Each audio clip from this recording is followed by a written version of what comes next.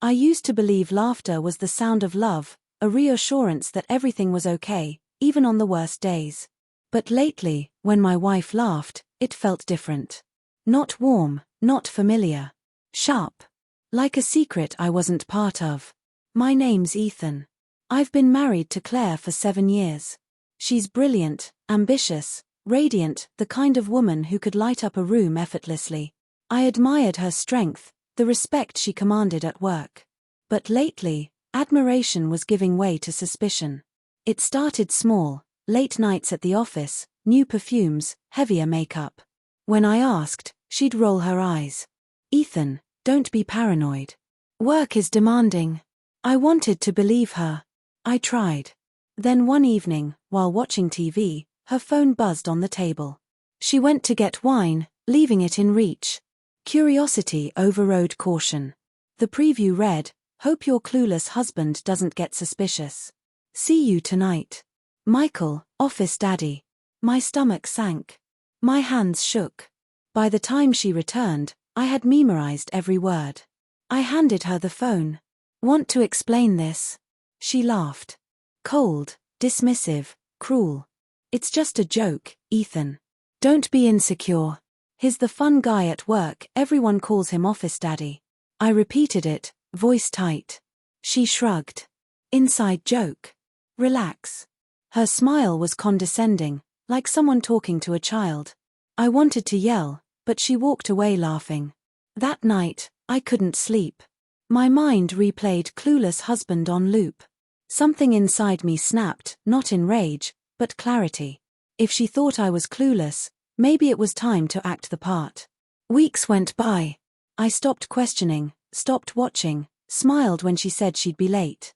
Yet every night, I took notes, dates, times, patterns. Eventually, I found proof: hotel bookings in her email, 2 nights paid with her card. Michael Turner. The same office daddy. I didn't confront her. I wanted to see her true colors when she thought no one was watching. One Thursday, she said she'd stay late for a strategy meeting. I kissed her goodbye, waited 15 minutes, then drove to the office. At 8:42 p.m., she left with him. They walked confidently to a hotel. I sat in silence, numb. No shouting, no tears, just a steady ache. The next morning, she returned as if nothing had happened. Kissed me, asked how I slept. I smiled like nothing was wrong. That was when I knew what I had to do. I quietly settled finances, moved funds, consulted a lawyer, ensured the house was legally mine. 2 days later, she came home late, smiling, lipstick smudged, hair messy. "You're quiet tonight," she said. I replied, "Just tired." That night was the last I called her my wife. Morning came, and the house was silent except for the hum of the fridge. Movers arrived, taking my belongings, leaving hers untouched. "What's happening?" she demanded. Calmly, I slid an envelope across the table. Inside were the photos, screenshots, receipts, proof of her betrayal, and signed divorce papers. Her arrogance crumbled. "Ethan, please, it's not what it looks like." I shook my head. "You told him, hope your clueless husband doesn't get suspicious. You laughed when I asked. You made me feel small, stupid, crazy." She fell to the floor, trembling. "Please, we can fix this. I'll quit. Block him.